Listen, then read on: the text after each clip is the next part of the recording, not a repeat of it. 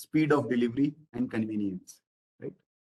So we all know about this famous quote of Jeff Bezos. I'll not read it, where he says that uh, most of us focus on what is going to change. However, we should focus on what is never going to change. And what is never going to change? Number one is customers will want lower prices, customers will want faster delivery, and customers will want more and more options to choose from, right? The same thing was understood by Domino's. I'm talking about Domino's, the parent company, the US based company, not the Jubilant Foodwork company over here. So if you look at so we covered Domino's in our QSR webinar last year. So over there also, we mentioned this, that if you look at the business, they focus more on delivery convenience. They focus less on the quality of pizza. Not to say that the quality was trash.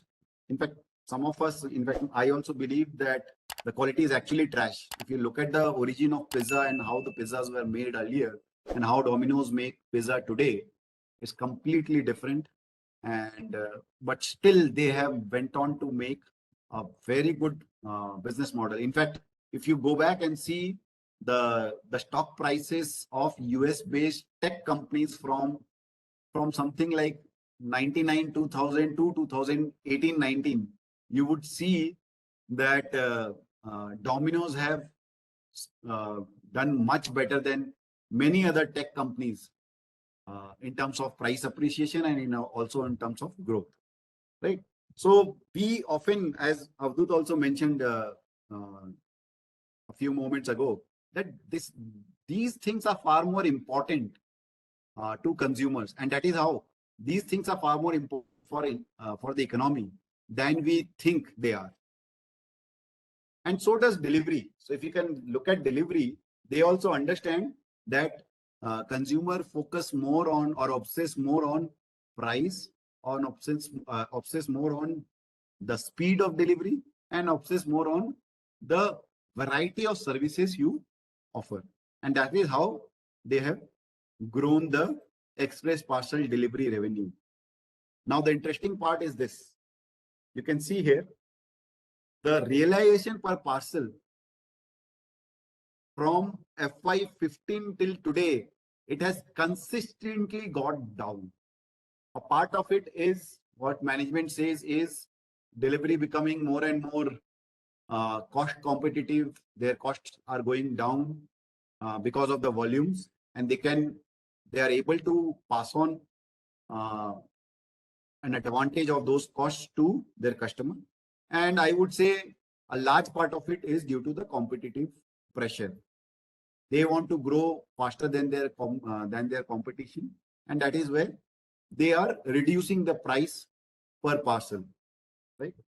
And because they know that consumer also wants more offer or more variety, you can see the percentage share in revenue is also steadily declining from 2015 onwards, right? And you can see Blue Dart has been there for more than, I think, at least 2 decades or more, maybe even more than that. And Delhivery is just a 10-year-old company. But look at the number of downloads in case of their apps. In fact, Blue Dart app came much later than the Delhivery app. They are basically following in the footstep of Delhivery. And even if you go and check the ratings, Delhivery has more than 3.5 star rating, whereas Blue Dart has 2.6 star. So that also gives you some idea as to how customers perceive the app or the services, right? Now the vantage point is number 6, and that is about sharing economy. So we have touched upon the sharing economy concept while we discussed about Uber and the model of delivery, but I'll just spend more time explaining here in this slide. So The opportunity of the logistics sector is that it is redefining the collaboration through Uber style approach, last mile delivery, and formal JVs and partnership. And what do I mean by that? Let me explain with an example. Amazon is by far the largest online retail player in India, right? For their logistics, they are partnering with not just delivery, but other players like delivery. Why? Because they know that it makes economic sense for Amazon to not go into each and every part of the country. They will be present in most of the part, but for some in some places, it is economically beneficial for an Amazon to tie up with other partners because they don't have to bear the cost or specifically the upfront capex which is required to set up those centers, right? So that is the kind of opportunity which is there in the logistics space. And the delivery model is unique in this sense that it partners with local delivery merchants for last mile and pickup and delivery. It offers integration with most shipping companies and e-commerce selling platform. And they also are uh, uh, having a integrated software where they can integrate with even their competitors like Blue Dart or other players in the country, in the industry, right? Because that is what make delivery unique. The the seamlessly they integrate with so many different kinds of businesses. Other partners are not either not having that kind of a uh, engine with them, or even if they have not achieved that kind of scale. And that is where delivery does have a first mover advantage. Having said that, we have to keep a close track. There could be new players which who may emerge, or some of the incumbents like Blue Dart. Tomorrow there could be a management change, and the new management can focus more on the, or even in case of the existing management, they might focus. They have the cash flows, they have the margins, they have the distribution in place as well in terms of uh, the pin codes they cover. They might not be as 18,000 plus pin codes, but very close to what delivery offers. So in that case, Blue Dart can also focus a lot, and I would believe they are already focusing a lot on the e-commerce space and integrating themselves with other players or other partners in the whole value chain. Having said that, it's not an easy job. Building an app, making a website, or making yourself available online is one thing, and making your whole system seamlessly integrated to all the partners in the value chain is not something very easy to do. However, it's not something impossible.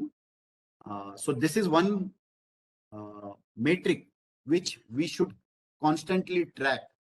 So if you are interested in logistics, if you are interested in delivery as a business from an investment point of view, even if you are not investing today, you must have a close eye on what Blue Dart is doing, because you should not expect that Blue Dart will just sit idle and let delivery take up market share and grow on its own, right? Now let's come to the biggest challenge which the industry faces, which even delivery faces today, is that the inconsistencies in shipment sizes, IT infrasystem, and processes, which make collaborating and sharing difficult.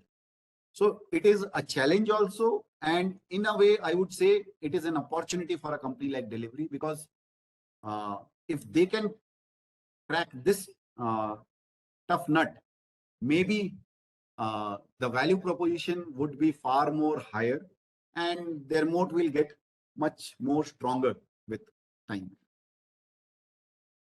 However, you will see acquisition has played also an important part in Delivery's success. So these have been the major acquisition they have done over the years, specifically in the last 3-4 years, and specifically when they started to step up the press the paddle on the B2B offering. So you can see some of their major But the only worrying sign, as per me and my team at SmartSync Services, is that have they paid fairly for this acquisition? That only time will tell. For example, the Spotan Logistics business which they have acquired, uh, they acquired it in 2021 only, and they have paid a hefty sum amount compared to the net asset the company holds. Of course, again, Spotan Logistics have a lot of software and tech integration built into it, which has a lot of IP and goodwill. But whether 611% premium is justifiable or not, only time will tell. As of now, I am very skeptical.